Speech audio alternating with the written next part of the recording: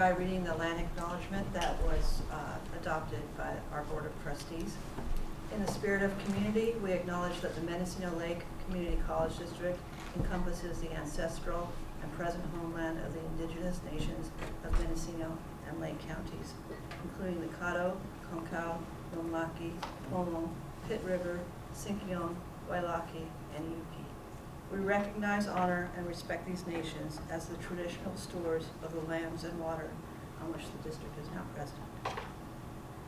And I just want to say it's so great to see our seats full in this room, and I don't know, I can't tell how many titles we have on Zoom, but it shows how, I think, how important the work that our dean, Rebecca Montez, and our institutional researcher and grant writer, Minerva Flores, and our librarian, Robert Parmenter, put together a grant from the National Endowment of Humanities to fund this series. And I think you all present and our speakers here, speak to how important this is for us. And so I really appreciate you all being here and sharing your knowledge with us and your experiences. Thank you very much.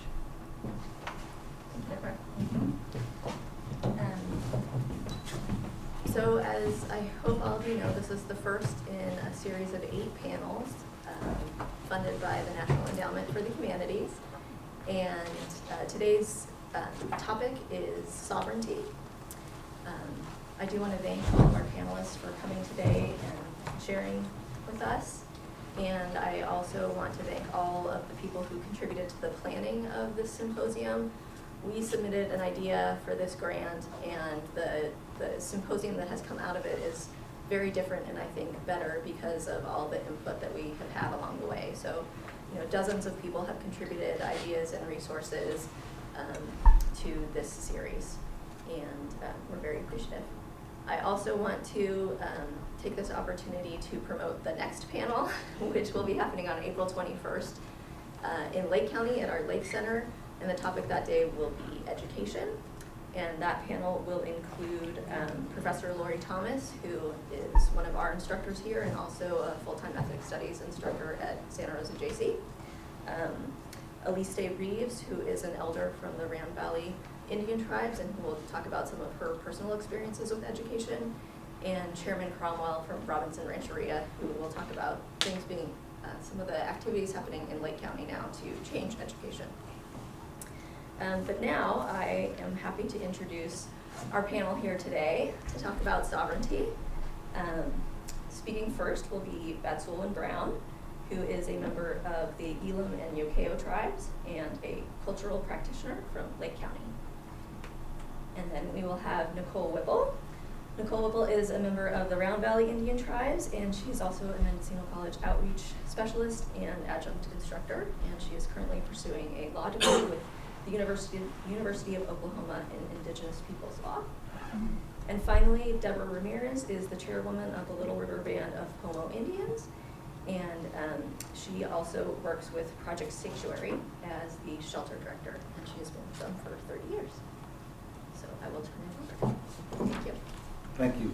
I'd like to first thank you for this invitation, and thank Merle who's here to the left of me, and our community members that are in the audience, and friends and allies and colleagues. I first want to just briefly say in the Heights of New Language of Yalem, Hekakema Weekend, Batsawan Yahake Lembuk, Yahake Yokeo Buk, Yahake Kamdak Buk, Yahake Ulenaho Buk, Yahake Habenoho Buk. And this is just to acknowledge, and what I basically said is in the language, I introduced myself, my name is Batsalwin, which translates into eagle. But the villages that I named is where my lineage comes from. And when I say Yahake Ilembuk, Yokeo Buk, I'm acknowledging that I belong to those villages and that land base. And so that's a traditional opening, and I wanted to just share that briefly. It's one of the things I'm going to talk about as we go through this presentation. What sovereignty is, the terms and language. I'm not going to get too much into that, but translating traditional knowledge into English terms has been a struggle. And I know my elders that preceded me, my grandparents, my great-grandparents, All of my teachers, even in language preservation, have a hard time translating the meanings of our words into English. And so we're going to do the best that we can in today's terms and in the language that we're speaking. And what I want to do is, as we're talking, is I'm going to introduce some concepts that are not new. This information is information I've researched and I've learned from mentors, leaders, community members. And if the room is not familiar, majority of tribal people are actively involved in the protection of their lands, their language, their traditions, and we've always been on that type of activist movement trying to protect our sovereignty, our rights. But as we talk about it, what I'm going to do is talk to you about a concept of dependent sovereignty, limited sovereignty, and where the idea comes from. We talked about, as mentioned, the grant for the humanities.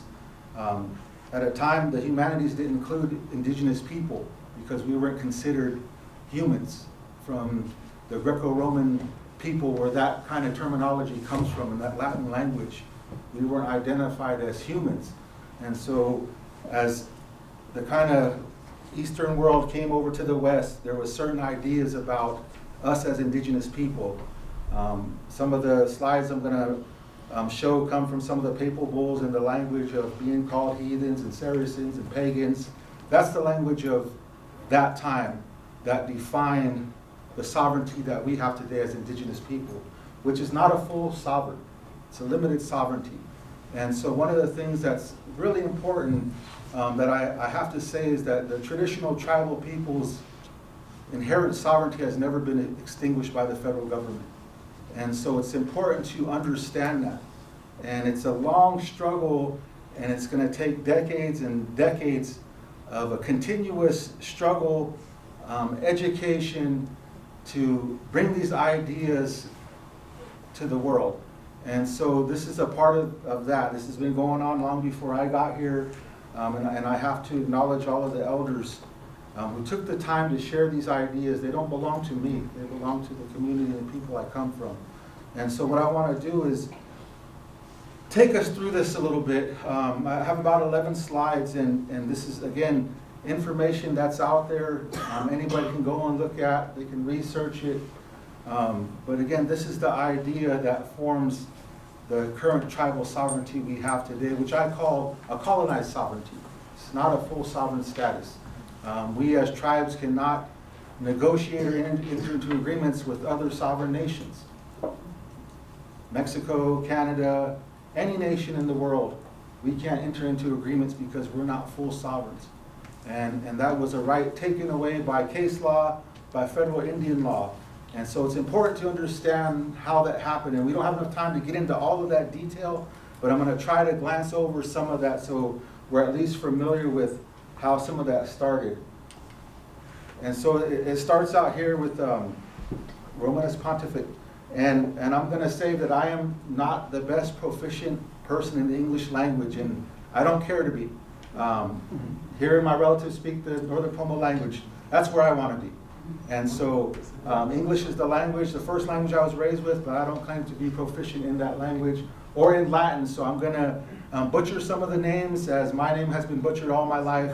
And so it's just kind of what happens as we go through. But this is from the papal bull, Pope Nicholas: invade, search out, capture, vanquish, and subdue all Saracens and pagans, whatsoever other enemies of Christ were so replaced, and the kingdom, dukedoms, principles, dominions, possessions, and all movable and immovable goods, whatsoever held in possession by them, and to reduce their persons to perpetual slavery, and to apply and appropriate to himself and successors the kingdoms, dukedoms, counties, principalities, dominions, possessions, and goods, and to convert them to his and their use and profit.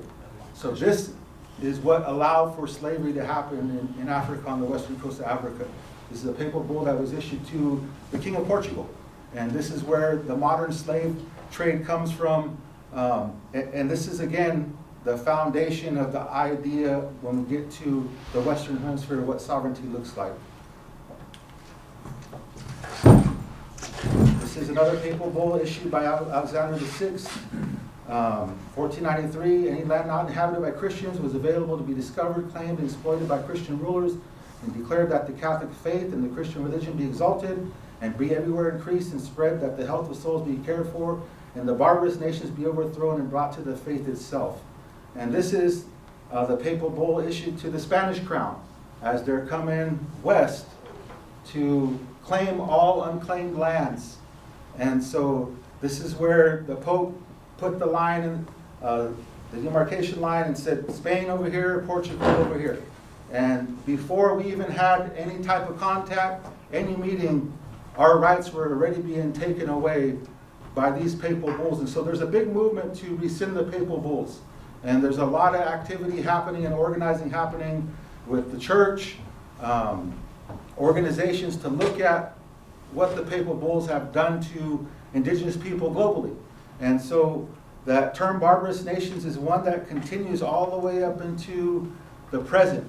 And so when the Spanish got here, one of the first things they did is they came onto the land and they had a liturgical ceremony, and Columbus and all Spanish agents came and put the sword and cross in the land and claimed the land for the Spanish crown.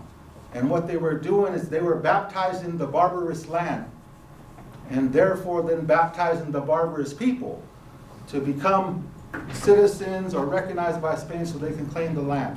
And so these are all things that happen. It's well documented, and I encourage everybody who's not familiar to look into this, research this, and gain your own understanding. It's really, when it comes down to it, I tell a lot of people, we're still considered barbarous people by the language. And now that some of us who are part of the church, are affiliated with the church, we're baptized barbarians. And that's how the language reads. The language has not been rescinded. So this is the view. Even though people don't talk in these terms today, these are the roots of the terms, and it's important to understand. So this is a big 1823 case, Johnson and Graham Leslie versus McIntosh. And this case came about because two settlers came and disputed the same land. They claimed the same land. One of these gentlemen said that they bought the land from the Indian tribe.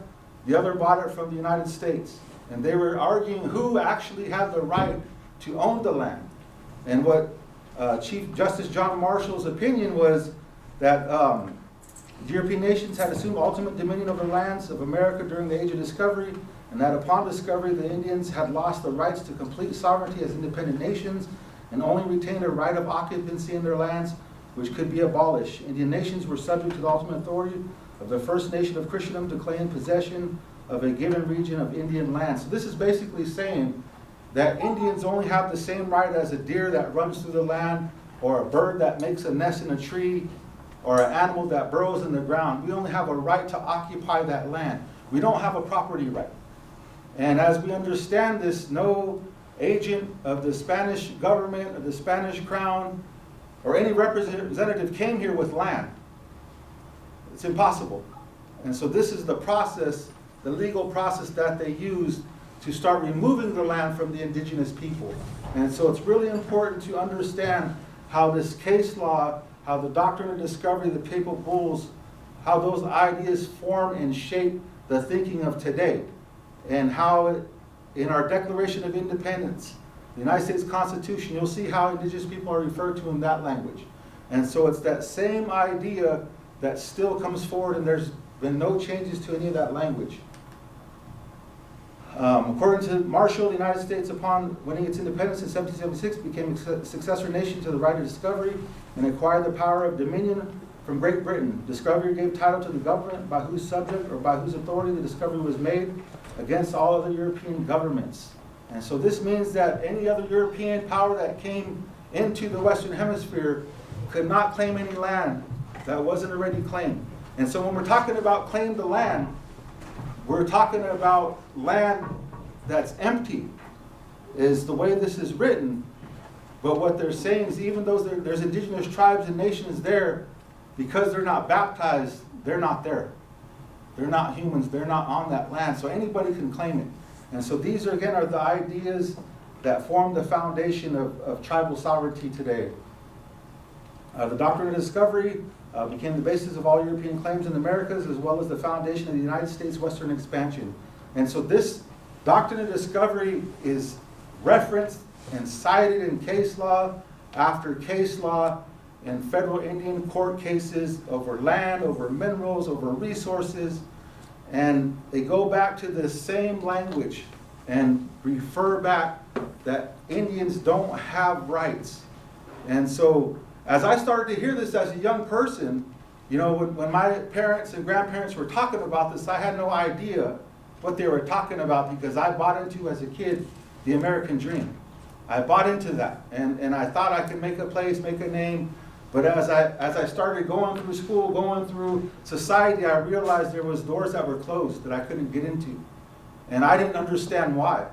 And as I started to do some of the research and started to get an interest, I started to understand why we had institutional racism, environmental justice issues, why all of these things are prevalent, because that's the idea that was formed back in the 1400s.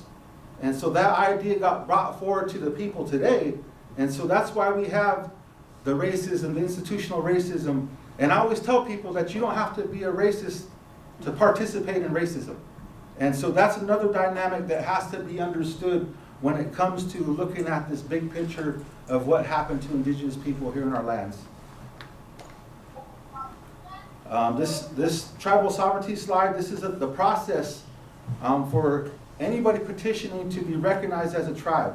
So you go through federal recognition, the administrative procedure, 25 CFR Part 83, the FAP, or by the Act of Congress, or by the City United States Code. And so this is how you get recognized as a tribe.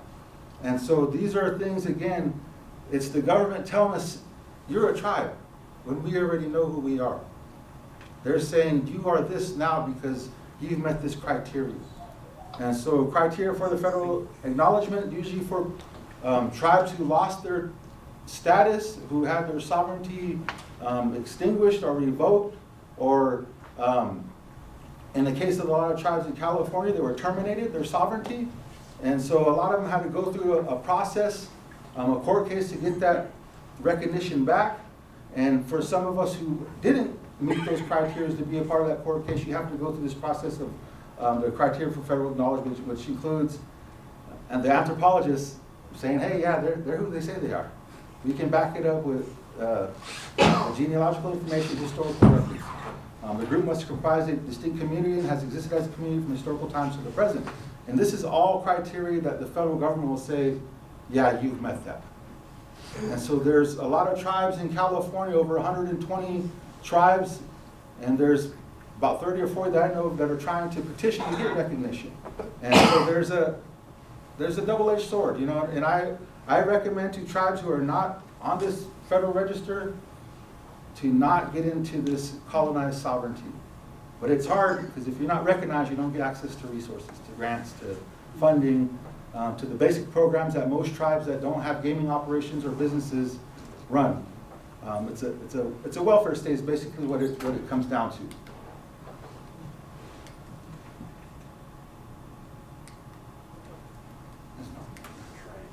Okay. So this is the colonized sovereignty. I'm talking about domestic dependent nations. So the Supreme Court said in 1831 that the Cherokee Nation, and by implication all Indian nations, was not fully sovereign, but may perhaps be deemed a domestic dependent nation, Cherokee Nation versus Georgia. The federal government took this to mean that treaties made with Indian nations did not recognize Indian nations as free of U.S. control. So again, case law, taking away our rights, our sovereignty. So according to the U.S. government, Indian nations were domestic dependent nations, subject to the federal government's absolute legislative authority, known in the law as plenary power. Thus, the ancient doctrine of Christian discovery and the subjugation of heathen Indians were extended by the federal government into a mythological doctrine that the U.S. Constitution allows for governmental authority over Indian nations and their lands. And so for a lot of you that don't know this, anything that happens on federal trust land has to be approved by the federal government, or if the tribe doesn't have the ordinances, the laws in place to govern itself or set up its rules and regulations, state law, we'll have to follow state law or federal laws. And so this is something, again, to look at and to understand. And one of the things that I shared earlier before we all got in here is, you know, a lot of times I share these ideas, and again, like I said, these are not my ideas. These are ideas that have come from my elders, traditional practitioners, who, when you look at the 18 unratified treaties of California, understood that we didn't give up or sign over any of this land.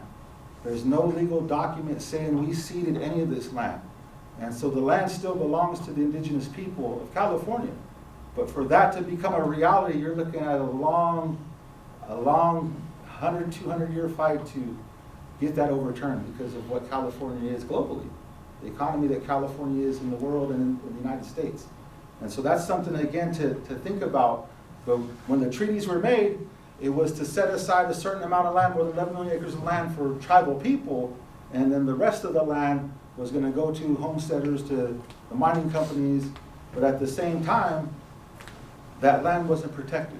And so a lot of our people didn't find out until 1908 that the treaties were never ratified by Congress, and that there was no legal binding document that said we gave this or ceded this land.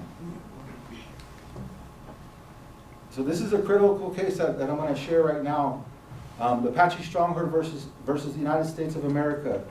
So in 2014, Congress passed the National Defense Authority Act for fiscal year 2015, Section 13003, or 3003 of the NDAA, known as the Southeast Arizona Land Exchange and Conservation Act, which authorizes the exchange of land between the United States government and 2 foreign mining companies, known collectively as Resolution Copper. The 2,420-acre parcel of Arizona land, which the government will convey to Resolution Copper, located within the Tano National Forest, includes a sacred Apache ceremonial ground called Chichilbidilcotel, known in English as Oak Flat. So Congress stated the purpose for authorizing exchange is to carry out mineral exploitation activities under Oak Flat, the withdrawal area. And so this is in District 9 court, federal court right now. There's actually going to be the hearing coming up next week down in LA. And what has basically happened is the 3 panel judges who decided and ruled on the first case basically said that the Apache people are still wards of the federal government, that they don't have a protected religious freedom or a religious right to protect this sacred site, this land base. And so this case has an impact on all tribal nations, because it's the federal government saying again that you're not free to do what you want. You're still wards of the federal government. You have no rights. And so all these laws that were enacted, the 1978 American Indian Religious Freedom Act, is basically toilet paper, because the courts are saying you guys do not have a right, a religious freedom. And the interesting part of this is there's about 4 lawsuits that are going on over this land base, and the people who are making the most headway are the climbers, because they're fighting for a recreational use. And that's where they want to label tribes as a recreational use, not a religious protected use. And so the hearing is going to be happening down in LA in the next week. But this case has implications on tribal sovereignty, and I'm not sure how many tribes are aware of what's happening. And so again, this is the federal government, not anybody in this room, not the citizens of the United States, but the federal government saying that you guys do not have this right. And so what the Apache Stronghold is doing is building a coalition of the faith community, traditional tribal leadership, traditional practitioners, and anybody that will listen to who they are, what their rights are, that will help support them in this movement. Because I heard a long time ago, I'm not sure who said this, but they said one day the citizens of the United States will become the new Indians, meaning that your guys' rights will be stripped away. And it's happening.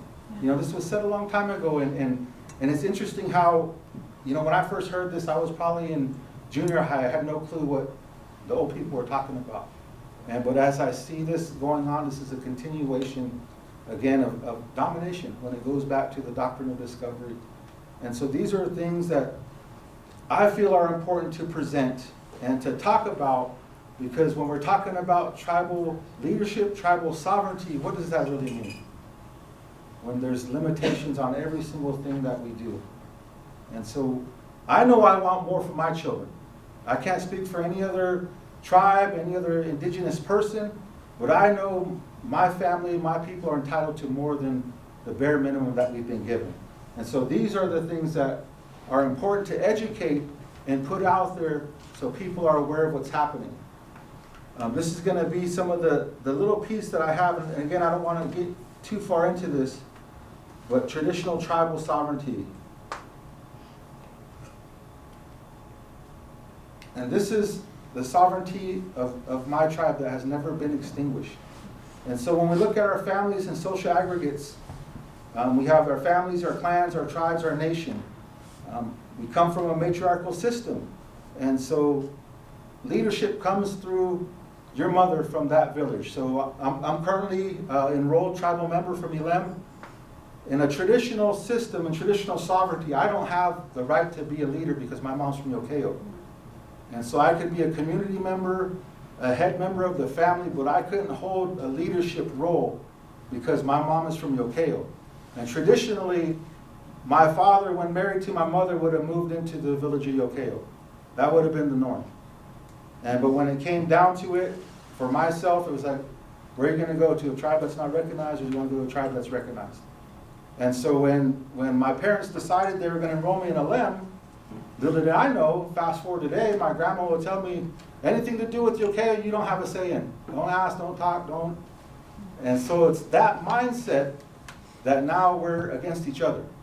And so as we talk about the matriarchal system, and I challenge other tribal leaders to tell me if they can, if their leadership descends through their mother's line. And again, a lot of them don't, because this is the system and government that was imposed on us. It wasn't anything we created. In 1934, the Indian Reorganization Act, I don't know if anybody's familiar or heard that term, but that basically organized tribes into the governments they are today. And this is why our leadership does not meet directly with the President of the United States today. We go through the Bureau of Indian Affairs, the region office, and then the best we can get is the Indian Nations, I forget the title, the Indian Nations meeting with the President. But it's not FaceTime, it's just you're there, you know, it looks good, it sounds good, it feels good, but what really gets accomplished? So headmen, headwomen descend through the maternal lineage. Our political organization is organized as such, so we have our headmen, headwomen of families.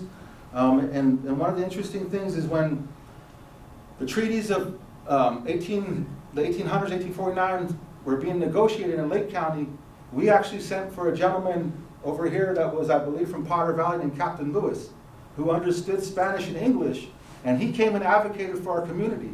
So our leadership at the time, because we weren't fluent in Spanish or English, asked and found a traditional leader from the Mendocino County area who was familiar and who could dialogue. And we asked on the tribe's behalf that he come in and speak on our behalf so that we could have some form of understanding of those negotiations. Kinship. Kinship is important because through kinship there's no such thing as disenrollment. Kinship is bloodline, blood ties. And you can't have disenrollment. You're talking judgment rolls, censuses. If you don't show up there, then you're not even an Indian. And so it's interesting how things look like that. So language is key. As a part of colonization, language was the first thing that was attacked. And so if we can't relate to our thought process, it's easy to impose anything they want to on us. And that's what happened. So the unbroken spiritual and religious practices of the tribe, we still have our roundhouse ceremonies, we still have our traditional tobacco ceremonies. That's just a part of what hasn't been broken. There's a lot of other ceremonies we have that, because of loss of land, loss to stewardship of the land, we can't perform some of these ceremonies. We had a monetary system, commerce and trade, and so if you're not familiar, shell beads was a primary trade item. It's not money. A lot of the archaeologists and anthropologists will tell you this is money, but it's just a trade item. If somebody liked it and wanted to trade some deer hides or basket material, whatever it was, we could come to an agreement based off of that or any other thing that was in need at the time. We had private property rights, and this is something that's not well known by a lot of the mainstream, even a lot of tribal people. But when you look at Lake County, the property rights again came through the matriarchal line, through the mother.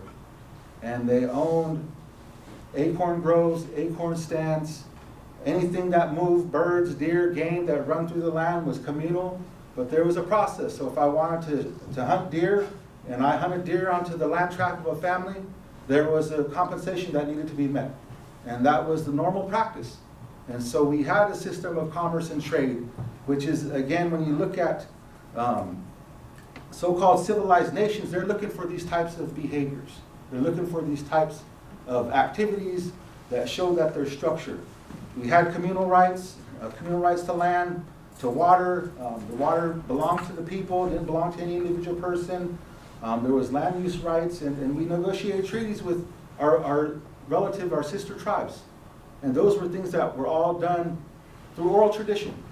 And so these are the things that have been talked about, and so why you remove the young people in the boarding school movement from the elders is so that transmission of knowledge and information is stopped. And so a lot of times, majority of tribal people today don't know any of this. And it's not their fault. It's a part of what happened to us. This was systematically done. And so it's not to place guilt or blame or to shame anybody. It's to talk about what happened. And to, again, make amends or redress or reconcile or get to a point of reconciliation. I always say there has to be a conciliation where the indigenous people get to say, this is how we feel, this is what happened to us, this is our story. And now let's try to reconcile and create a place where we can move forward. And so I'll leave it at that. I don't want to take too much more time. We want to leave time for questions. Here's my contact information if anybody wants it. And I will pass it over to my relative, Nicole. Thank you. And as Eagle has said, in my best ability and way, I greet you in 3 of my languages, Heitanani, Sintanat, and Heoheo. I am a member of the Round Valley Indian tribes. My name is Nicole, and I have come from, on my paternal side, I am Yuki and Little Lake Pomo. On my maternal side, I am Maidu, Nomalaki, Konkau, and Wintun, and Little Lake Pomo. And so my greetings come from the Maidu, the Pomo, and the Yuki. Just a little bit about myself. So I have a degree in criminal justice, and I'm teaching here at Mendocino College. And as I was growing up, when we talk about tribal sovereignty, these questions were always in my mind. It was just constantly, I think when I moved from Round Valley to Mendocino County, we were just starting with the gaming compacts.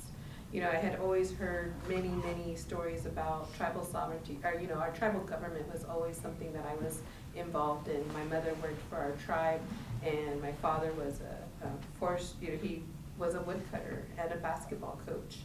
And so, if I wasn't out cutting wood with my dad, then I was sitting at the tribal office with my mom, and, I was in our Head Start, teased because I went to Head Start for 3 years because I was so little, and I would sneak off into this Head Start school there. So I've always been connected to my tribal administration and hearing the knowledge, as children. And I mean, we all know that children hear and take in everything. And so it's always been a part of me hearing about what our lands were and what was taken and things like that. And then we also had our cultural side. We were at dance with our families. We were, my grandmother's family was activists. We were always on runs and, just traveled from the coast to DQ and all these other places. So, as I was growing up, I constantly always questioned, when we talk about tribal sovereignty. Well, how come that's a law here, but it doesn't apply there? How does it apply to us became my question consistently as I grew up. And I say, going back to when we moved to Redwood Valley, we had the gaming complex coming in. And so that was just like, bless you, the learning process in my time. And just constantly was wondering, what's the big fight about, what's going on? And that was kind of my first taste of what tribal sovereignty was. As moving on into my studies of criminal justice, and even I started as a business degree. and learning about business law and corporate law and all these different social economics. I loved economics and statistics because it was about the people, but then when it came down to the laws, it was like, but how does that apply to us? It was a consistent question that just kept going on. How does it apply to us? Because I know it doesn't match. I know it's different. And I could never sit in any class and have that answer. You know, any class on business was like, well, yeah, it's different on the reservation. So I decided to, you know, take my career, or, you know, I really still to this day wanting to know all these different, how tribal sovereignty really affects us and applies to us. And so I'm studying Indigenous peoples law through the University of Oklahoma. And, you know, one of the things that was really great to see Eagle share is all of these, all of the laws, you know, the history of the Marshall Trilogies is really important to understand when we're talking about tribal sovereignty, because, you know, it really set the scope of how Native Americans were treated and what it looked like for us to be, you know, in the Constitution, as they created the Constitution. These things were created without us. We were not included as a citizen or a person or a being or a human. We were just those other people that, you know, we went through all these battles of, are we going to exterminate them? Oh, wait, bring it back. They're, you know, they're jumping on with the French here now, so wait, you know, in these wars, so now we're going to have to do something different with these Indian people that we're trying to commit genocide against. It's not working. So what I've learned about tribal sovereignty in my schooling, well, taking it back, so I've had some opportunity to work with my tribe, as I am a Yuki descendant. We just had a bill passed to strike the name of Hastings from UC Hastings Law School, which was huge for us. It was, for me, you know, when, like Eagle talks about, is that these things were taken from us to our culture. You know, we think about education to Native people is still to this day a direct connection to assimilation, because it's an institutionalized form of government. I mean, it's mandated now today for, you know, every kid has to go to school. For us, that started, you know, that's really started with Native Americans and the movement of assimilating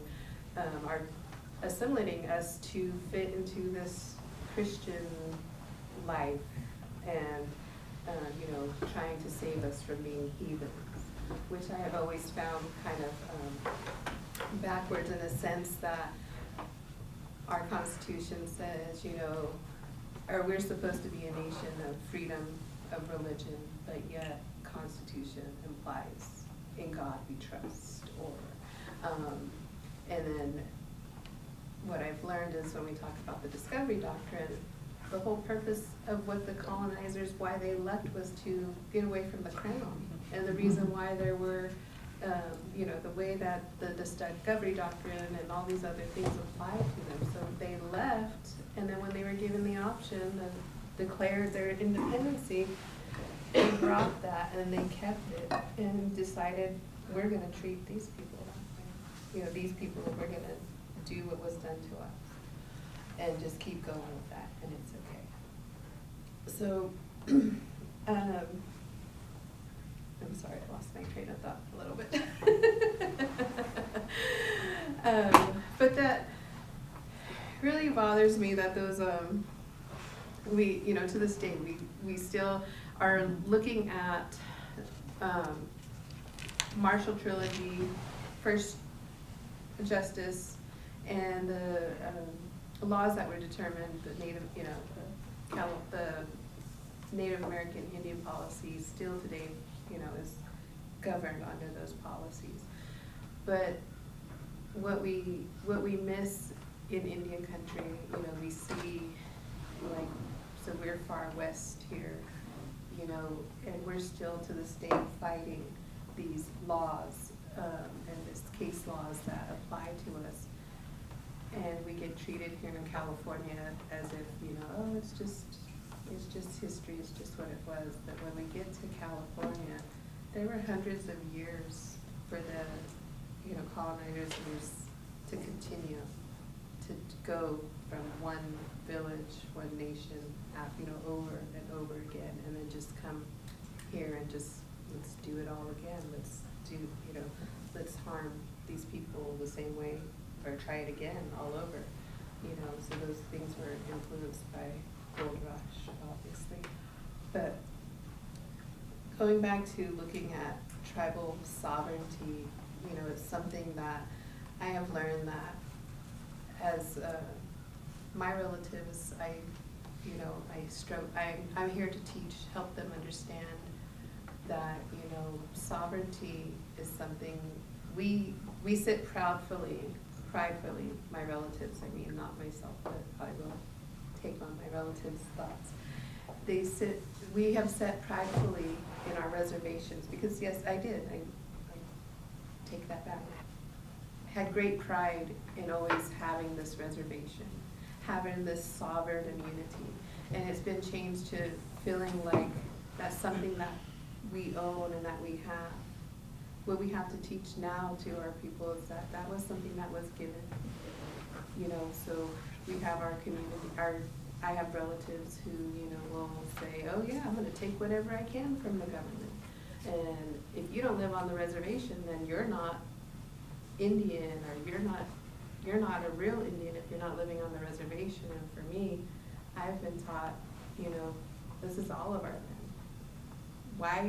Why are you secluding yourself to a place where non-natives forced you to go, to be? When we talk about sovereignty, you know, we're really looking at a trilateral government system. And I feel like what happens is that, you know, I can't get my question answered to this day because we're all confused. Every single one of these government systems, when we're looking at state, federal, and tribal, don't understand, and I don't understand why we're still applying these laws from hundreds of years ago. But and the concept is missing. You know, there's always this concept of there's two sovereigns, or two, you know, the state and federal. We come under a federal enclave, but yet we are dependent nations. And so within that, we have hundreds of federally recognized tribes that each have their own, you know, governments, no different than a county or a state. So treatment of a state is another term that a lot of us, you know, we don't get to practice as, you know, with all these other agencies. There's this false precedent that, you know, we have to be under control under the state, but because California is a public law 280 state, and so therefore the state governs us. Again, there's this confusion that is a state law, but that was a federal order. You know, and again, we didn't cede anything. We were executive order tribes, not all of us. I mean, Deb can speak more on her tribal recognition, but you know, going back to Eagle's presentation, you know, we also have rules of interpretation.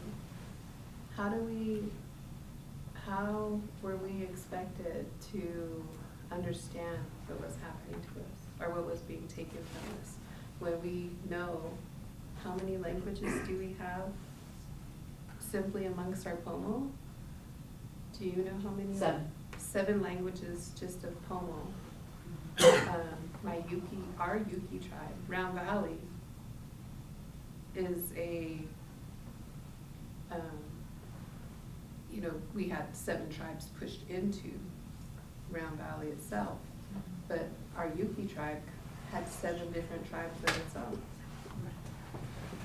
So, just knowing that, I'm sure the two of you can, well, you're from Yokeo too, so of course you would understand some things. But I mean, the Yilem Pomo and the Northern Pomo can understand a little bit from each other. But how would we, I was just having this conversation earlier about how now that we have our Northern Pomo language in the school system, it's considered it fulfills a requirement of a foreign language. Like how disrespectful and disregarded is that for us to be able to revitalize our own language and then for it to be labeled as a requirement of a Common Core institutionalized foreign language. So going back to this, the language, we were fighting for our Yuki language to rename Hastings in a Yuki language. And we were told it just wouldn't roll off the tongue. Okay, but if you look out a Hastings window, you'll see Chinese, Italian, every type of language, every type of culture, because it's such a diverse community. But the indigenous was too hard to come by, yet our Constitution and our laws put out there that, rules of interpretation are a real thing. Except for the Native Americans, because they weren't even considered citizens. So those are just some ideas that I have about tribal sovereignty. Again, to this day, it bothers me that, we have such this disconnect with our, with the understanding of the trilateral government system. State of California does not even have in our institutions. And just to put it out there, I have always been an advocate for higher education and education, but to understand where Native American people come from, you really have to understand that education is another institution. It is historically traumatizing for Native American people to go into an institution that was, my father went to the reservation school in Round Valley because he wasn't allowed to cross the side of the river or cross the side of the valley to go to the non-native school. So, and then, other relatives were forced into boarding schools, taken from their own homes. This is the trauma that Native Americans face where, here I am creating these pathways, not only wanting to see all of our Native American people educated, but also we need to get into those state programs. I'm here working on trying to get these pathways to these state agencies govern all of our waters, that govern all our fish or any of our resources. We need to get in there. That's a hard fight. It's definitely a hard fight because, again, you have to understand that these are all institutional beings that have harmed each and one of our family. I will pass on. Thank you. Well, both of my partners have talked and addressed some really important issues when it comes to the history of our California people and just in general of our area, not even the whole state, but just our area in general. The Little River Band of Pomo Indians is in Redwood Valley. our original land base was on the west side of Redwood Valley, and we had houses there. And in the 50s, when the Termination Act came into play, all of my relatives and some of our community people lost their homes because when we were terminated in the 50s, the back taxes, the government put all the back taxes on the people. And so all of a sudden, people who were living now had thousands of dollars. And back in the 50s, thousands of dollars was like paying millions. And people didn't have that. And so they were either selling their parcels, their allotted trust land, because it wasn't trust land anymore. Now it's just land that you have taxes on. So they were selling these pieces of property. And I was very lucky because my aunt and uncle, they worked for the state hospital back then. And so they had the financial means to be able to pay taxes for my grandmother, who didn't lose her house. And for my other grandma, she sold some of her baskets to be able to pay her taxes. But for most of the part, right now, there's only 1, 2, 3, 4 houses left on the old reservation. It's all checkerboard because of the people who bought all different parcels of land. Why did it change from being a trust for you?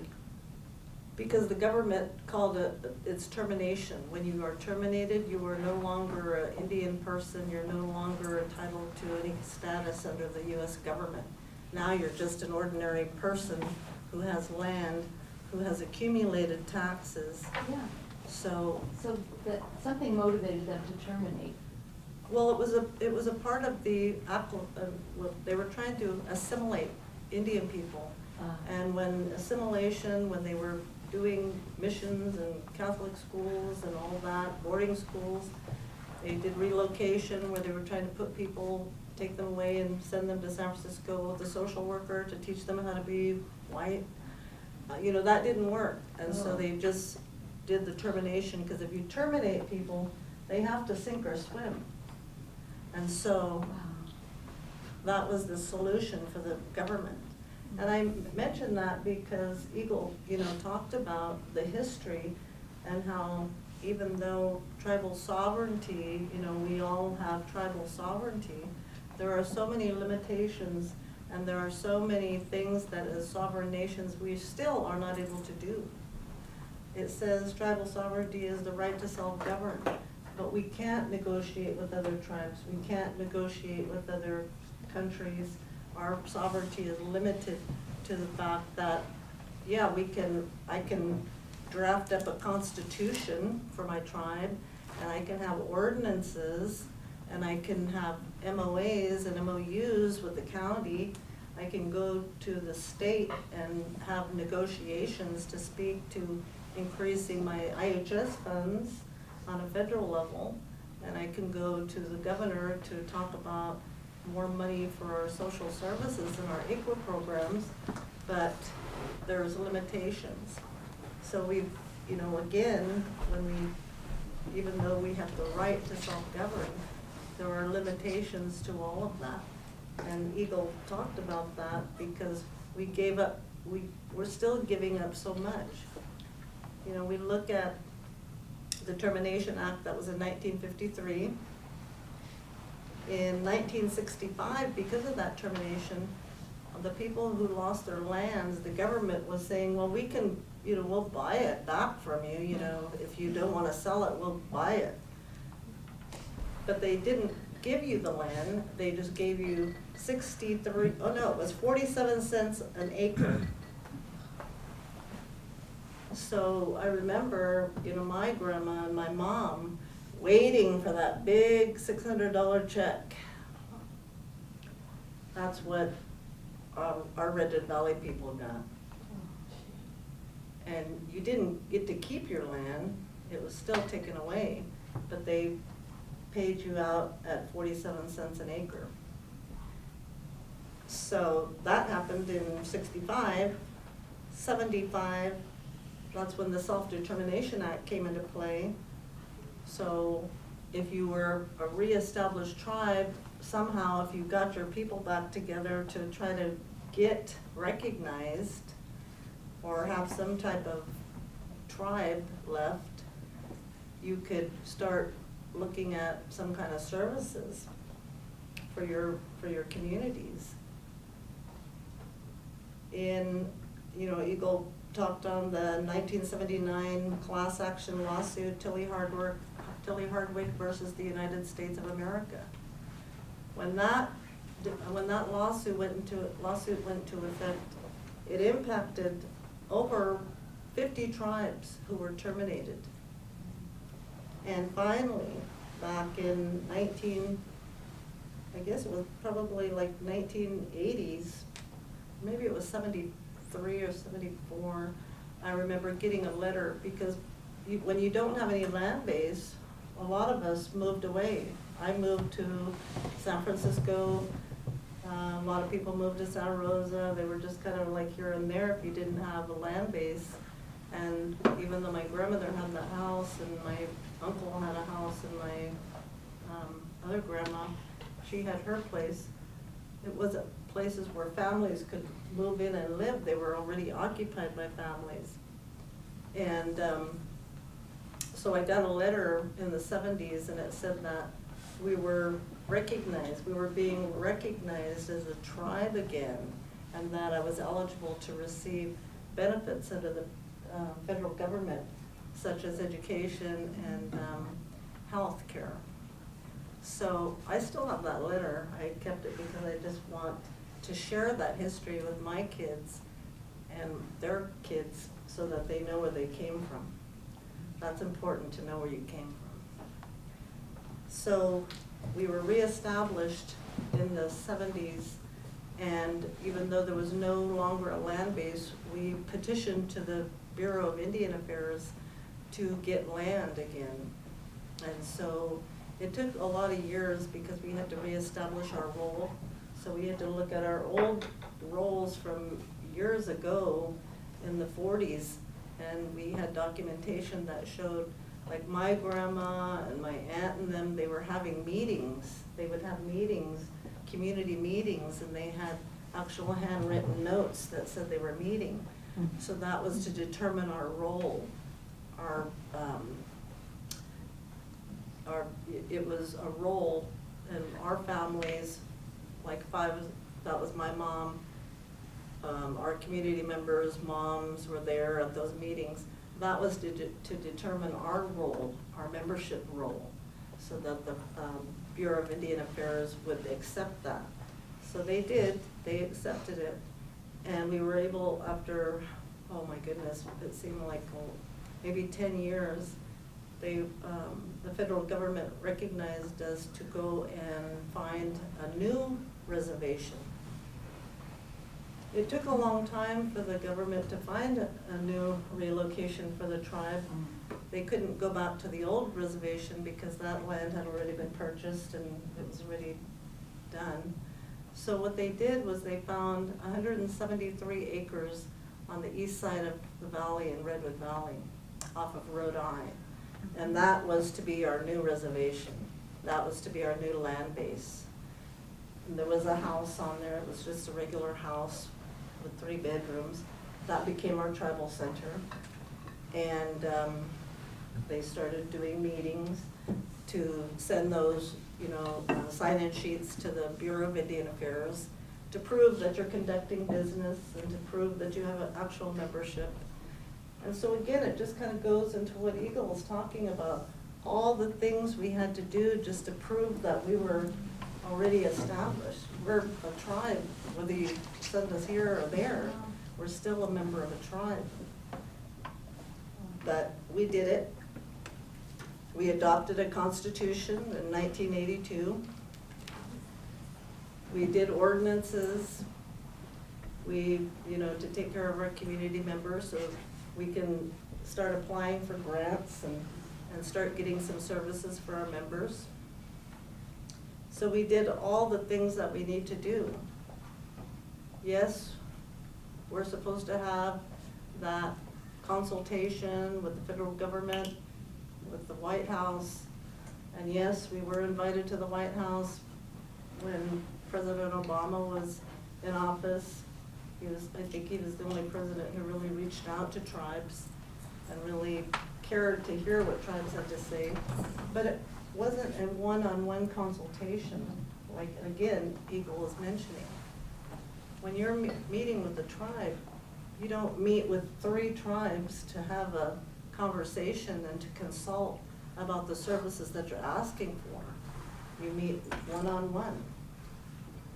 But it was a room full of people, a room full of tribes, and the president was, just telling us that, he's working to pass this and do this, and that he does recognize the tribes and their history, which was more than we ever had. You talk about reconciliation. Well, it really is about validation. And we all know, if you work in human services or if you're just a person who is talking about what you believe in, if you don't have validation, you can't move on. If someone has never recognized you and what you've been through or what you're doing, you can't move on. People say, oh my God, get over it, move on. And it's not that people don't want to move on, it's because we have to have, we're human beings, validation. Finally, there were pieces of the government that were validating our history, validating, the injustices, whether it's socioeconomic, the poverty, education, those things were being recognized. Therefore, more monies were coming in. And they weren't a huge amount of monies. They were enough so that they recognized Indian children in the schools. It doesn't mean that they put more teachers to work with these children. It just means, okay, the school is getting this amount of money to address Indian children. So, I look at today, and Buffy, right here, Buffy Schmidt, working with the Ukiah Unified School District, teaching the Pomo language at the high school. Who would have ever thought? When I was growing up, I went to Redwood Valley School, elementary, and my mom spoke fluent. My grandmother was fluent. Her sister was fluent. My aunt. And they would sit outside and talk. That's how they visited, in their language. We would go to other people's houses, their friends, and that's how they spoke. We'd be playing around as kids, and they would be talking in their language. And my mom told me my grandmother, wanted to teach us, because we're a matriarchal people, and so my grandma was a very strong woman, her sister and my aunt and my mom, and she wanted to teach us our language. And my mom said no. She said no because she didn't want us to go through the same things that she went through.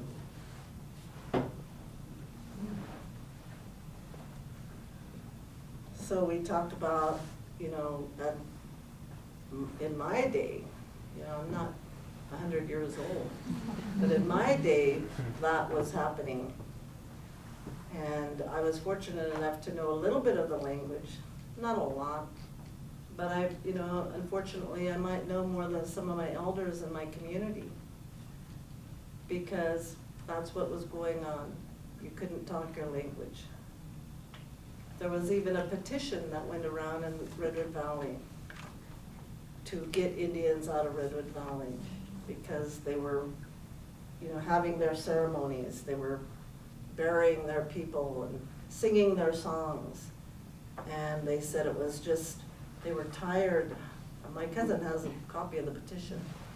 And it says that they were tired of hearing the howling and the screaming of these people all the time. it was disturbing their peace. But it didn't happen. So, I mean, we're talking about things that happened in my lifetime. So we go back, we look at tribal sovereignty. Wow, now we get to have our religion, we get to sing our songs, we get to speak our language. We get to wear our regalia, have long hair, our kids get to have a braid in their hair, wear a feather in their hair if they're celebrating, going through a ceremony. And those aren't that's not a lot. I mean, that's just asking for somebody to have their basic rights. But, it's a big deal. Tribal sovereignty, well, yeah, tribal sovereignty, but yet here we have our Indian Child Welfare Act being chipped away at right now throughout the states. It's being questioned, it's being taken away a little at a time. For all we've done, I mean, this is Indian Child Welfare Act only went into place in 1978. And now it's in jeopardy. So, I mean, there's so many things, Eagle mentioned some of them, that we have to keep an eye on. We have to keep watching. We have to be vigilant, because this is what is happening. It's happening in other states. But what it does, as soon as it happens, it's going to start affecting every other tribe. The Indian Child Welfare Act, was fairly new in the 70s. It just went into effect that Indian children will not be taken away from their Indian families, and that they would not be placed in foster care with non-Indians. They would be placed within family members if they were taken away. And again, I'm not ancient, but I remember, my grandma and her friends being at the courthouse, sitting on those benches. And we'd be playing around, sliding down that big green rail. And my grandma would scold us. And she said, come over here and sit down by Grandma. And we'd, say, we just want to play there. And she'd say, if these white people see you, they'll take you away. Because they could say, Grandma has no control over these kids. They're running amok. And again, those are real things that happen. Social workers coming to your house and peeking around and trying to, look in your windows and, checking on Indian people to make sure that what? I don't know what. But anyway, that was a scenario that really did happen. And just to follow up with what Deb has to say, when we're talking about ICWA, we go back to what Eagle had shared with us, is that applies to those that can prove that they're Indian. And it's like, do the non-natives have to prove how non-native they are when they take our children? I mean, we are the only tribe, we get this bias that, oh, they're Indian, they got free land, they get free health care, they get free casinos, they got no taxes, they have all these things. But here we have to identify not only with one tribe, we have to be, show some kind of lineage from a outdated, maybe misrepresented census roll that, could be or could not be true. And then to put our children in jeopardy, to give us this wonderful act. There's this stipulation that says, oh, well, if they're federally recognized or may have the ability to be recognized as a Native American. And, now that's trying to be taken away from us because a non-native says it's not fair.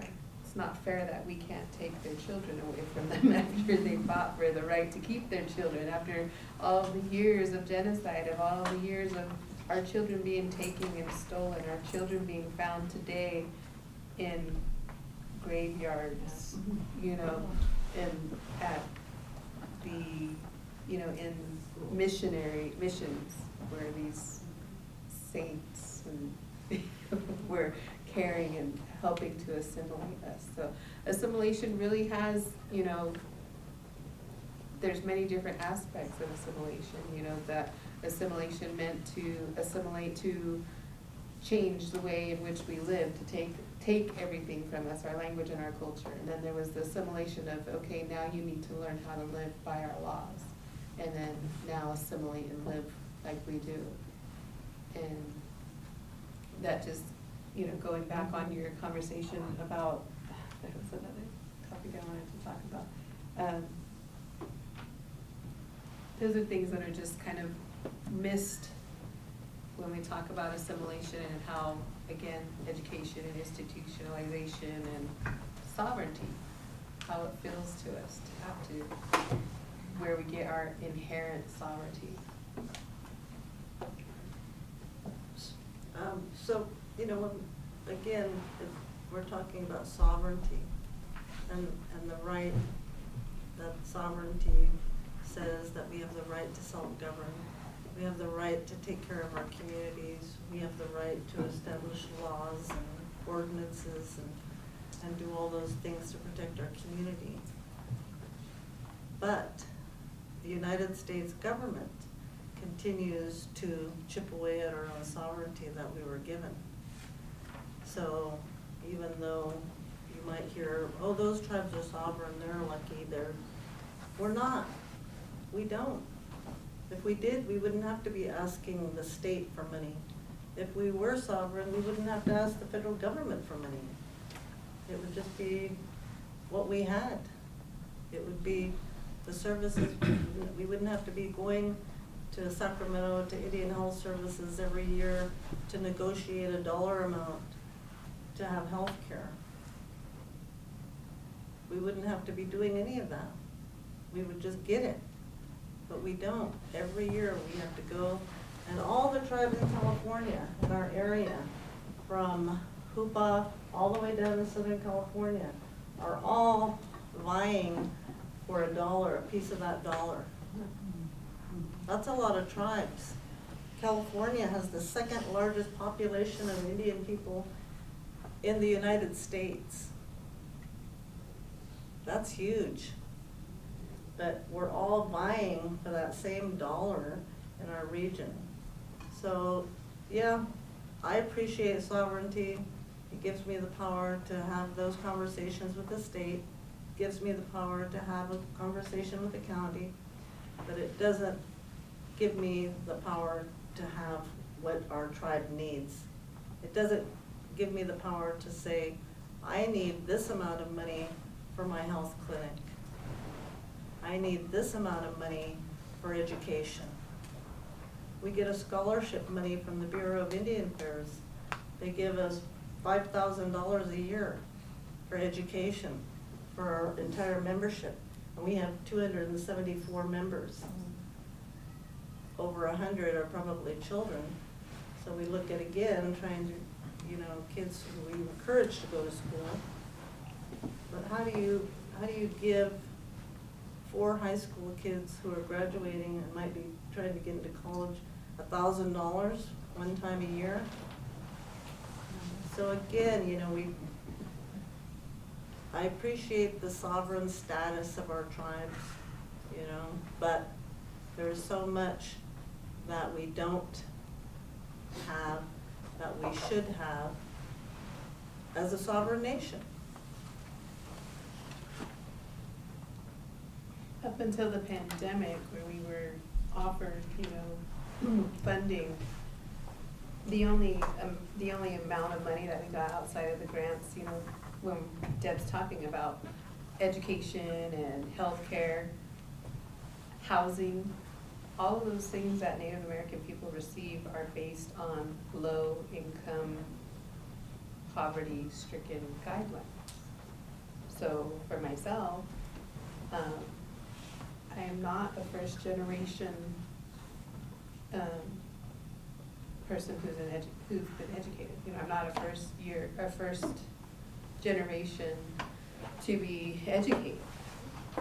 So I had to wait out of my own, I decided to wait till I was 24 years old to receive financial aid so that I wouldn't put my parents in debt because they're educated and had a home and were paying mortgages, and I felt like I need to do this on my own, but I didn't qualify for anything because I wasn't poverty stricken, didn't live on the reservation because my parents bought their own home, did all these things that were assimilation. And you know, when we talk about like the allotments went out, the idea of was to teach the Native Americans how to own their own property and then get rid of the reservation systems, where we all just became regular property owners. And then that changed after shrinking reservations, you know, terminating people. So now today, here we are, still these poverty-stricken wards, domestic dependents, whatever you may want to call it, fighting for those poverty dollars that we all know and understand that our, you know, cost of living does not match any kind of, you know, wages that are paid. And I feel like on our reservation, it's even double. I mean, we have to travel outside of our reservation if we want to live to buy groceries, we're lucky now to have gas, our own gas and things coming up. But that's what our sovereignty offers us. You know, it's not always we're gonna offer you, the state's gonna offer you all these great incentives for being federally recognized. No, we're just getting whatever was allocated for people in low income areas.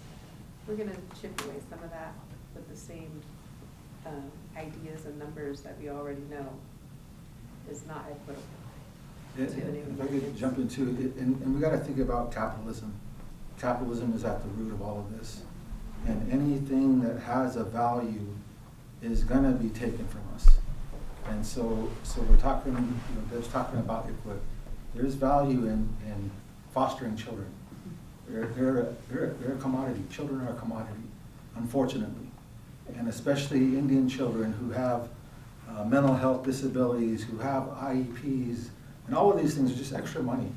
And so families will fight for the right, chip away at ICWA to say we can raise those kids to be more productive than in an Indian family.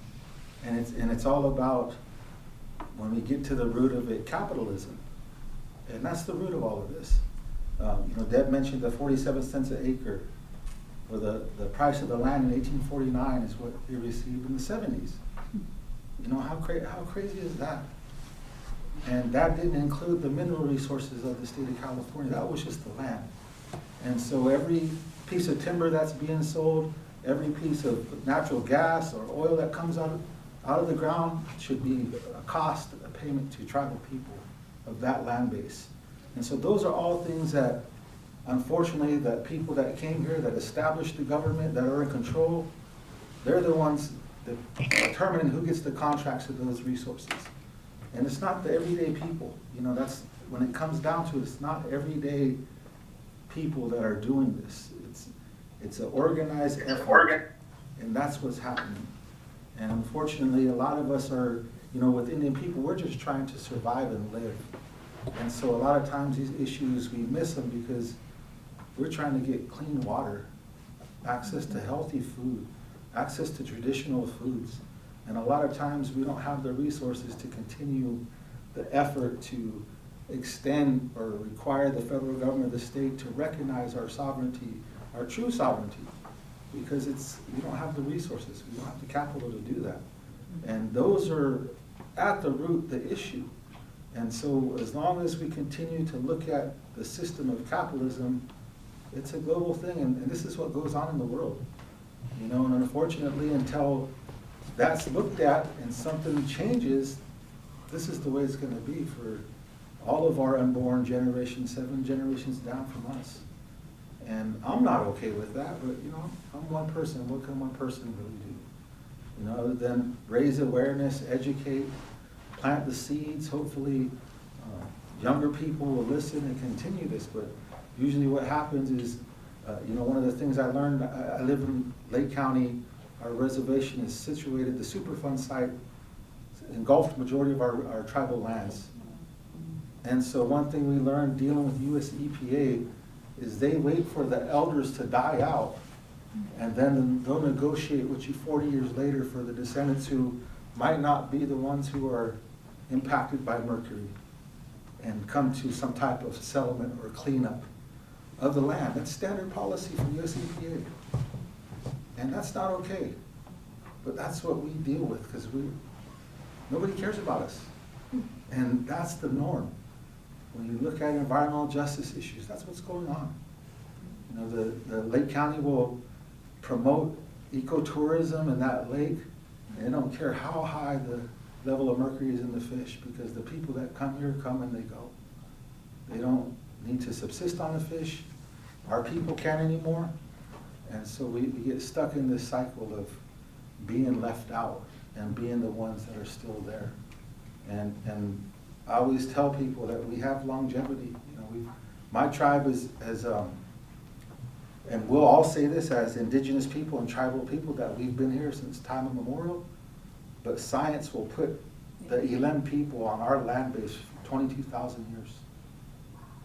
And that's because it's been scientifically proven by archaeological data, and they'll give us that. But we've been on that same land base, and so that mine came in, and when it goes back to, I didn't bring it, but there's a gentleman by the name of William Griffin who was a local resident in Clear Lake Oaks, and he went to New Mexico School of Law and studied Indian law, and his dissertation was on the state of California land patents. And so what he proved in his dissertation was that the land patents issued through the Homestead Act were acquired through fraudulent means. And so what he basically proved is that the earliest settlers that came to California, majority from Kansas and the Midwest, came out and homesteaded land, which they could homestead to 500 acres. And their next generation, they changed their names, and their family members started to continue to homestead land and illegally circumvented the law to acquire the state of California. And he proved that and traced it in the land patents. But nobody wants to talk about that, and I tell people in Lake County all the time, we're right there on the lake. A lot of people have invested their savings, their resources into a nice retirement home, and they don't want to say, hey, we have burials on our land. They want to hide all that information because they think the tribe could come in and take their land. And I have to tell them that we don't have the power to take your land, because our burial grounds in your backyard, we don't have that power. But they believe that. And so when I say we want reparations, we're talking about federal land. We're not talking about your lakefront. It'd be nice to have that back. But of course, the federal government, the state lands, those are things that we're talking about. And so people, usually as soon as that discussion comes up, they want to run away. But it's again, holding the federal government accountable for what they did. And so those are the things that we have to look at. Those are solutions. When we're talking about trying to raise awareness, bringing about change, bringing about justice, equity is the buzzword for the last 5 years, and to get there, we have to go through all of this history and what happened. And the biggest part of reparations is putting a value to the harm and to the hurt. But like Deb's saying, like Nicole's saying, like I'm saying, there's a lot of psychological damage as well, that has to be looked at and understood. And that's why we understand we have the lowest graduation rates for high school kids, the lowest attainment rates, the greatest disparities in every health category you can think of. That's our everyday. And so as citizens, what is your guys' part in that? How do you guys maybe ally and support tribes to get what we're asking for from the government? And that's what I tell the citizens of Lake County. I'm not asking for you to pull anything out of your pocket. I'm asking you to help us hold the government accountable for what they said they were going to do. And that's all it is. And a lot of people can't get beyond that. So how do we do that? Well, it takes organization, and one of the things that happens, you know, it's, one of the hard parts about organization is we all have to be able to get along and work together. And a lot of organizations I've been involved with, there's always a power struggle, so there has to be a clear goal. We have to wanna work for the same thing, and we have to wanna do the same thing. And So do we go to you for the, do you have the meeting and then we go and act as support? Or do we organize? ideally, I like the approach of everyone being organized on the issues in the history. And how do we come together? And so I used the example of the Apache Stronghold and their approach to working with the faith community, working with the recreation community, the rock climbers, and the people who want to hike, and come into some type of understanding of why is this important to you? This is why it's important to us. And how do we get to that place where that intersects? And so again, I'm not asking for anybody to give up their land and give it back to me or my tribe. We're asking to be rightfully compensated with other land, because the government has a lot of land that it cannot manage. Right. I mean, the big thing in Lake County right now is the Terra, the TEK, and because of the fires, now CAL FIRE is all of a sudden interested in traditional prescribed burning, which we've done for thousands of years. Now they're ready to listen because of the damage.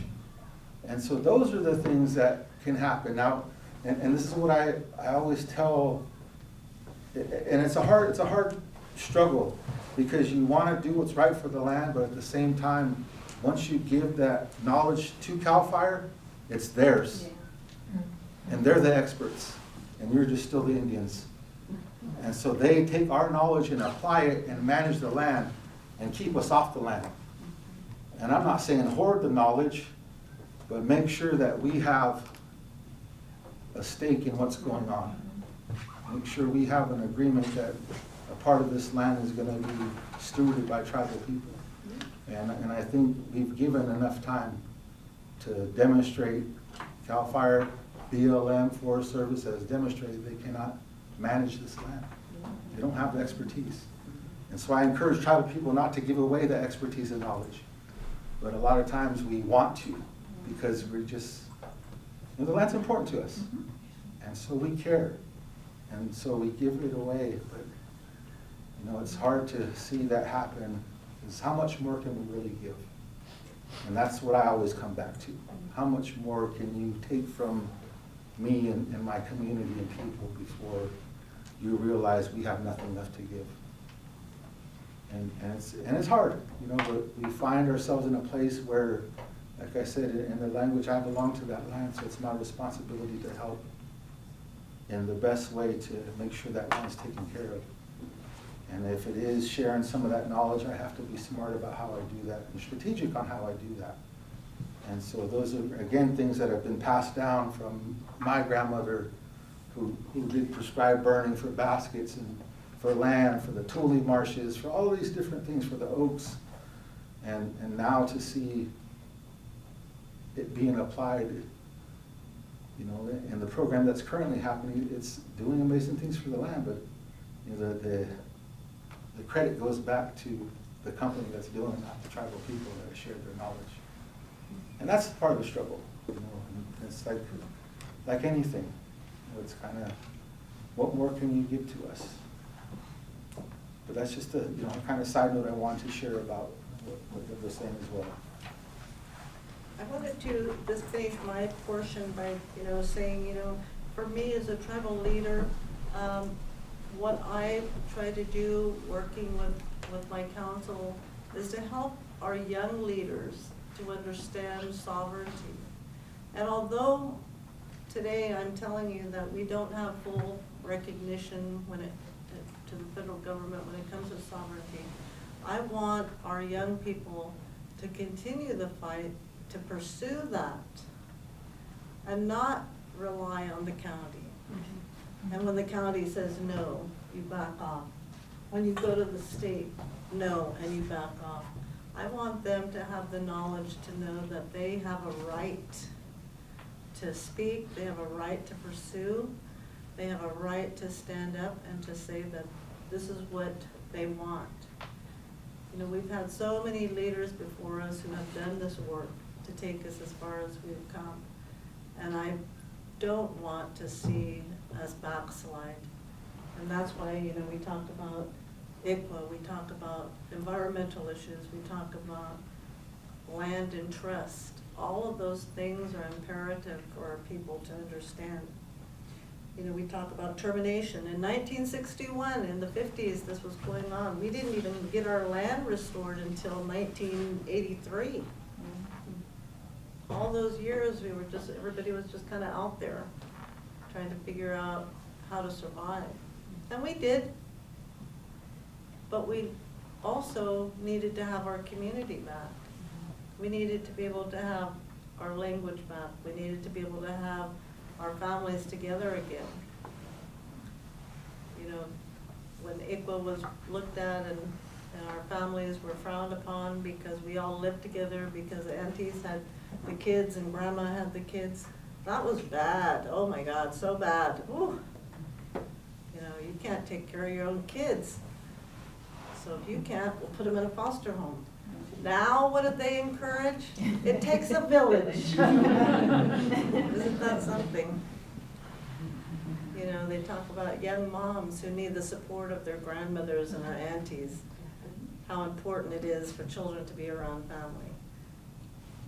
It's, you know, what we did.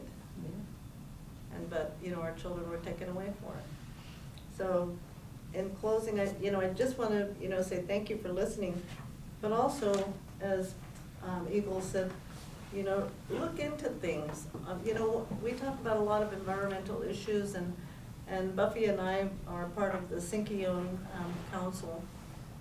And Symposium is a consortium of tribes that works with the state and feds to regulate our fishing, to regulate the waters.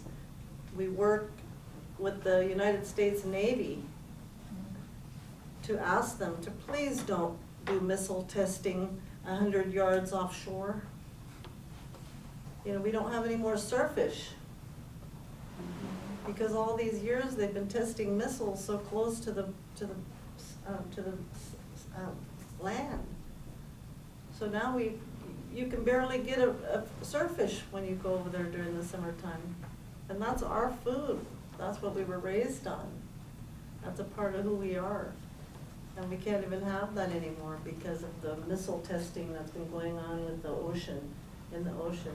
We finally, through Symposium Council, worked out an agreement that the Navy will take their testing further out.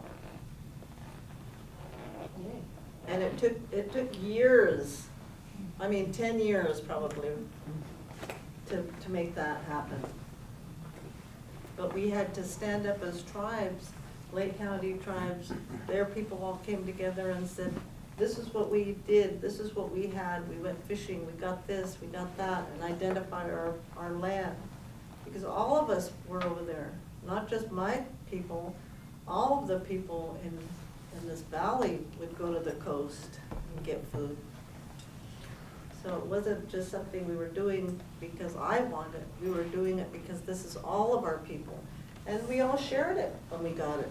People would share the seaweed, they would share the surfish, they would share the abalone. So it wasn't like they were hoarding it to themselves. So I mean, again, sovereignty, you know, as sovereign tribes, we try to continue to stand up for just some basic needs, you know, to sustain our culture, to sustain our tradition. Because like Eagle said, I want my grandkids to have surfish. I want them to know what it's like to go out there and dip a net. I want them to know what it is to eat abalone. So that's why, you know, we do the things we do. Our tribe is never going to be rich, but I think we can be rich in other ways. We can be rich because we're together, because we all have a vision of what we want for our young people, and that we're, you know, taking care of each other and being safe and trying to be well. And to extend our, selves to our other members who are living out of state. We still have contact with people who are out of state, and we still invite them to come and participate and share whatever we have with our members throughout the states. And so, to me, every day is a struggle. When I look at emails and I look at all that, it's all from federal and state who are talking about, come to this meeting because they're talking about cutting this. Come to this meeting because IHS is cutting this. It's never come to this meeting because we're gonna give you more money for your programs. It's always urgent meeting because we're gonna cut some more. So, as a tribal leader, as a community member, I just wanna, support our young people so that they can understand and to strengthen what tribal sovereignty is. And so when I see young people at the table, it makes me feel good because, I'm not gonna be doing this all the time. I'll always be a part of my community and I'll always support it, but I'm not gonna be in this leadership role all the time. And so I want our young people to be prepared to pick up and move forward and not to give up. So thank you for listening. Oh.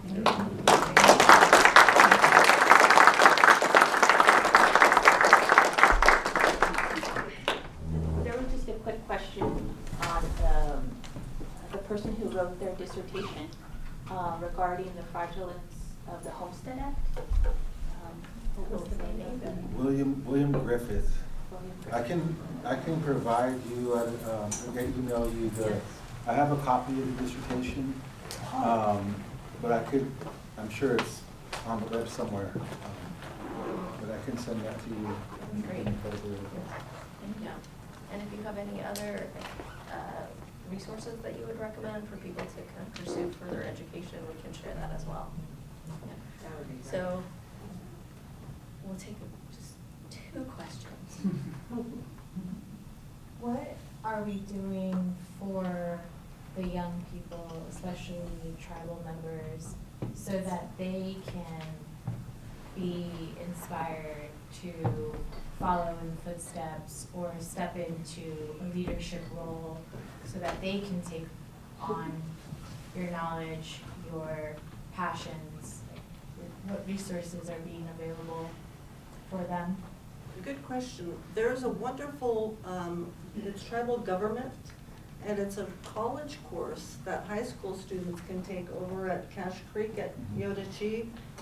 I'm probably mispronouncing it, and I always feel bad every time I say it.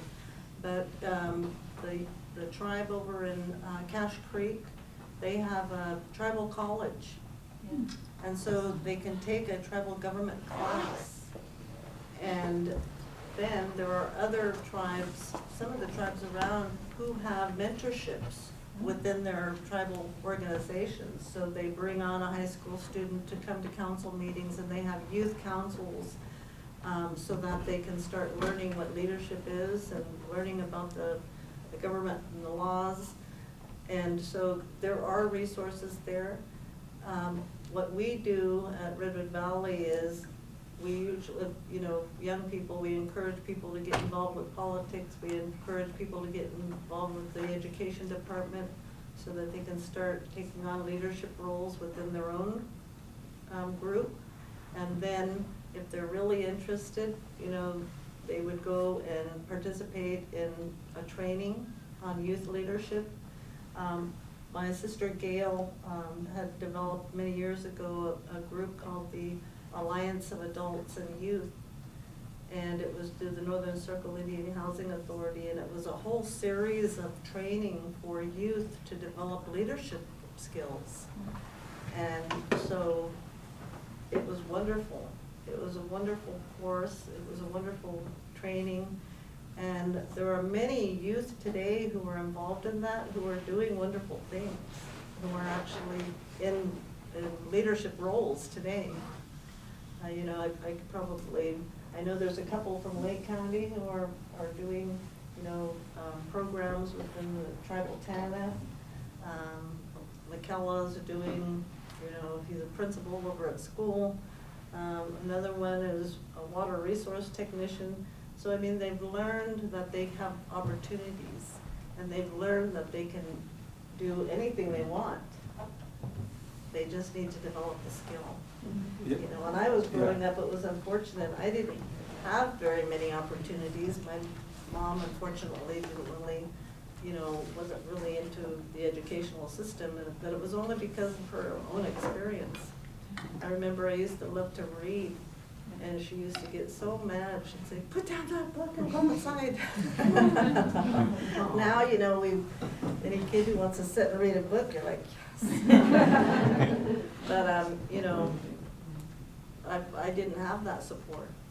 And it wasn't until I moved away and started, going to, taking college classes in the Bay Area that I was really started getting engaged in the education system. And then, of course, being a preschool teacher, it just opened up, a whole new opportunity.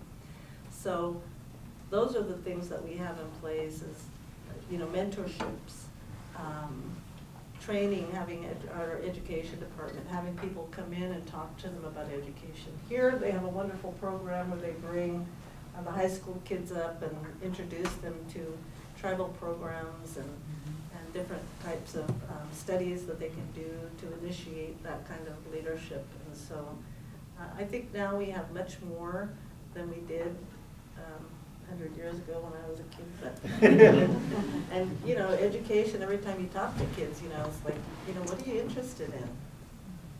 Yeah, too, the first college motivation day I went to was here at Mendocino, and that was in the 80s, late 80s for myself, early 90s. And so I always, when I get a chance to come here, and be associated with what's going on, I'm happy to, because that wasn't happening everywhere, and like Deb's saying too, one of the things that tribes are doing, not only the tribe, but we're organizing in nonprofits. And so I'm currently working with a nonprofit in Lake County, a tribal nonprofit, KWI.org. And they got a grant through the state of California, Elevate Youth Grant, and that's all about youth advocating for themselves. And so what we've decided to do is that the first part of the grant is 3 years for technical support, building capacity. But the next grant is going to be, I believe, over $1 million that the nonprofit's going to apply for, which is going to develop that youth leadership piece. And there's a lot of you don't need to reinvent this. There's a lot of people who've been doing this, and so that's one area where we're going to be introducing the traditional tribal sovereignty. I currently sit as the District 3 Planning Commissioner in Lake County under former Chairman E.J. Crandall, who's the County Supervisor for District 3. So in Lake County we have one tribal chairman who's the District 5 Supervisor. So we have a pretty good representation in Lake County. So we're going to teach the young people how to advocate the local, state, county, federal level. And so that's going to be all a part of this Youth Leadership Academy we're going to be creating. But like anything, we need resources, we need time, people's expertise, and so we're definitely going to reach out to Gail. Gail trained me in a lot of programs, and so there's a lot of good people out there with expertise that really, if we had all the resources, we could call. We have the people, we could call on them to come and do that. It's just about resources when it comes down to it. So. Any last question? Okay. First of all, thank you all for sharing your knowledge. I'm very grateful to be here learning from you all. My name is Stroll, and I wanted to follow up on something that Eagle, you were mentioning about capitalism being at the center of all of these issues. And I agree, I think it's at the center of all of the injustices that we're facing today, and particularly with what you mentioned about true tribal sovereignty. Do you think that that's possible within the current political system? And if not, what needs to happen for that to be possible? I do think it is possible. And so the part again is changing the minds. And so as we were just having this conversation yesterday, and I'm sure majority of tribal people can attest to this, because of what's happened to our people, we've been taught to think small, to think really small. And I remember having a conversation when I was on council in 2006 with my tribe, and we were talking about our water rights and how the Winter's Doctrine in our area governs all water rights. But we have the first in time, first in right. And we said, well, let's start looking at our airspace. Let's claim sovereignty of our airspace. And at the time, I was the youngest member on the council in my early 30s, and I brought that up, and my elders had no concept of, why would we do that? That makes no sense. Of course, we didn't have airplanes, we didn't have helicopters or anything like that, but the part of our sovereignty, jurisdiction, that was to spark that conversation. And unfortunately, the people at the time were taught not to think that big.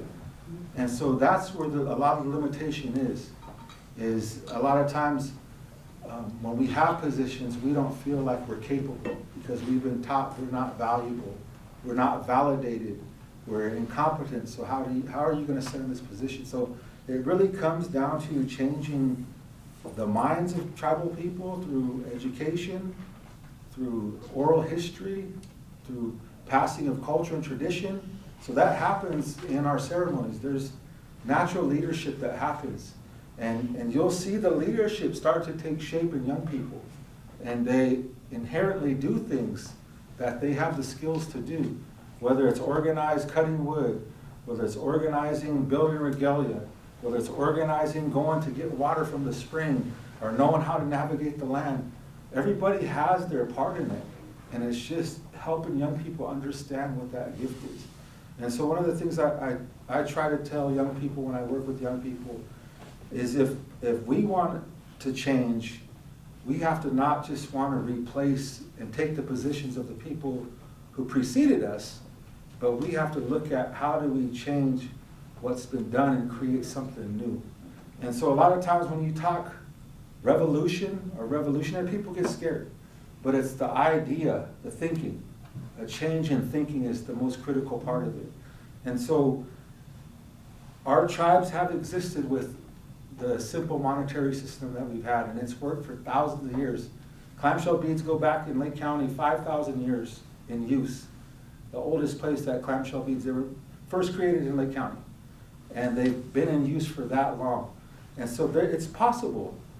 But again, it's taking the time, having the people to think about and organize these ideas and concepts and build off of what we've done for thousands and thousands of years. And so it'll look different. Of course, we can't completely break away from the system that's in place, but we can change the system to work for us. And that's the goal. And so it's getting like-minded people and having those conversations and dialogues with our teachers and our mentors who've navigated and got us to this place. And so even when I talk about my presentation, a lot of times when I talk to a lot of older people, they don't want to hear it because to them it's going backwards. But it's not going backwards. It's picking up where things were dismantled. And so that's the idea of when I started talking to some of my relatives who are in leadership positions, and I asked them, are you in a leadership position? Is it inherent through your mother? No. Would you be willing to relinquish? No. And so it's become, we're going to stick with the system we have, but to get back to it, we have to be willing to follow those values, those protocols, and those norms, and we have to do that a little bit at a time. And a big part of when we look at the history, the documented history through anthropologists and scientists, a lot of times they didn't go and talk to the real leaders, the matriarchs in our community. They talked to the men. And they gathered all that information from a man's perspective. And they didn't include it because they didn't value women in their own culture. And so that's a big part of what's missing. And so when we have that back in balance, and that's where, I'm not sure who all's here have had the opportunity to see traditional pomo dancing, but the feather dance, what we call mofamke at Ilem, when we dance, the women dance behind or on the sides in the roundhouse, the ceremony house, and they dance the sides, and publicly dance in the back, and the teaching is that if things get out of balance, the women will step forward and put things back in balance. And so all of that's present in the ceremonies if you understand it, if you've been taught what the ceremonies mean, and you're not just doing it. And so there's a difference of actively understanding, and there's a difference of just participating without knowing. And again, a lot of that got dismantled in that transmission of knowledge from one generation to the next. I was fortunate that I grew up where I did, and my grandparents were married in a traditional fashion where the family from Big Valley married into my family from Elam on my dad's side. They maintained that traditional lineage, and they made sure that their daughter married into a family that maintained ceremonies. And so that's how we were fortunate enough that it didn't stop at Elam. It stopped in a lot of other places.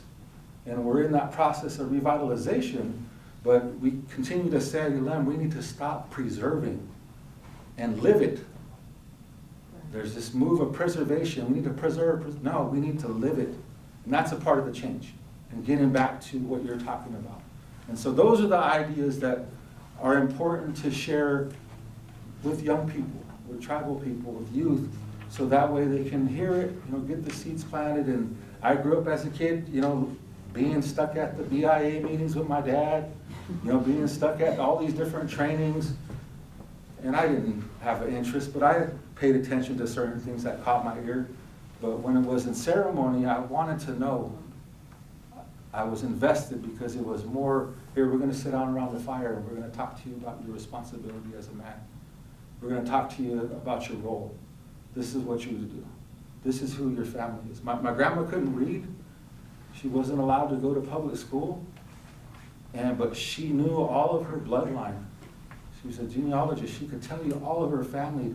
And the one thing that we didn't do is nobody documented all of that. And that's where that transmission, we lose that. Because, grandma's going to be here forever to tell us this. But then one day when she's not there, you lose all of that connection back to, like for us, when I look at a lot of our documents, we get back to about the early 1800s, late 1700s, and then it's all Indian names, and then we don't know who the people and the families are. You can trace it back to the Spanish surnames and then to the English surnames. I mean, my last name Brown comes from Burn Brown, who homesteaded the area of Clear Lake, known as Burns Valley. And so there's all of that happened, that indentured slavery that took place. There's all of this story that's a part of this, but to answer your question, yeah, I feel like it can be done, but it's going to take a lot of work, organization, people putting their heads together. But it's not something that can't be accomplished. And I just want to add to that because I totally agree. We didn't have anybody who was really speaking our language at our tribal level. And we were able to find Annie Lake, who's my grandma, we were able to find tapes that she had recorded with the linguist who came from Berkeley. Every summer he would come and sit at her house with her and learn the language, and he was recording it. And so we found these tapes too, and we had gotten a revitalization grant for your language. And so with that, we were able to get those CDs. And one of our tribal members went to a training and was able to start learning and speaking and to be able to teach some of the young children some basic language words and start bringing it back to the tribe. And so we, that was huge. Because we had no more people who could speak the language real good. And then the young people started putting together a dance group, started learning some songs. And some of the elders would say, oh, that's not how they, oh, gee, they're doing it, and be kind of critical. But, they have to learn somehow. They have to try to pick it up. They're trying the best they can to bring it back. And they have a dance group, and kids are dancing, and they're singing the songs. And that's good. That's good. We need that. And it might not be the perfect dialect. They might not be able to say the words the way my grandma said it, but they're making an attempt to do it. And if we don't support that, that's when we lose it. So we have to encourage, and I agree, there is an opportunity there to see things growing and things happening. You want to get that foundation of your culture. You wanna have some language, you wanna have your songs, you wanna have dance, community, bring community together. And like you said, teaching our young boys and men how to respect and take care of women. That's huge. My brother, he used to take care of all of us. He was the protector in the house at my grandma's. And I only had one brother, but he was like, every time there'd be a noise, my grandma would say, something's out there, and he'd come out with his 22 and go and look around, walk around the house and stuff. But, we lose all that, Kids move away, kids don't have grandmas, kids don't have elders. And so we gotta be there for them and teach our kids and tell them things so that way they'll learn. And that's the biggest thing I see is teaching them and making sure that they know. You gotta know your history before you can move on and be strong, and then you know what you're there for, and you know what you can have, and you know what is there for you. You have a future, you can do anything. McKellar, my nephew, he was going to Sac State, and he was supposed to take a foreign language, and so my mom was still alive then, and he told them that he wanted to take Pomo. And they said, wow, you have to develop a program, you have to have some kind of curriculum, and do you have anybody who's going to be the expert? And so he talked to my mom, and so he would check in with her periodically, and he probably had about maybe 8 or 9 people in the class at Sac State. And now Buffy's doing it at the high school. So I mean, it's just wonderful to see, how you're banished for talking your language one minute, and now they're welcoming you and encouraging you to speak your language. It's sad. Nice. Jane. Yeah, but it's sad, that I couldn't have been taught my language. That is sad. By my mom and my grandma. I feel like, just to answer your question, you had asked how you can help, how do you help? I think it is, just really understanding where we're coming from, share our story. When we see that we are in need, or we have public comments, or we're sitting at the table somewhere, step in and be supportive and ask. I love that you asked, that's what we have to do, is go up and ask, how can I help? And for us to be strong enough to say, can I ask you for your help? And build that trust. I think that, going back to the political side of it, where we fall short is that misunderstanding. Part of our sovereign immunity is that we get to create our own constitutions, we get to create our own governance, and then maybe our governance isn't similar to those that we have to negotiate with or talk to. So we have, a tribal council overseeing my tribe, where none of them have a degree, any master's degrees, or, some of them might have an associate's degree. It doesn't mean that our tribe doesn't trust them to manage our reservation and all of our grants and all of our funding. We elected them to do that, so we believe in them. But when it comes down to being an expert, going to the state or to any other agencies where those requirements are to have these letters behind you, or some type of degree or experience, we fail. And then we might get pushed under the rug or taken advantage of, or feel like we have. So I think, the system does definitely need some changing. I agree it could work, but I don't agree with, it just really hurts me that we have to be recognized and show all this proof to be Native American when no one else has, and then be questioned later. And even when I was talking, again, going back to the Hastings, when the language, when I told them, okay, you're a state school, they kept saying, oh, well, we're a state school, we represent California. Well, any other state program, if you're applying for Medi-Cal, which tribal, again, going back to, that's what we're offered. Native tribes are offered these low-income subsidies or, you know, programs.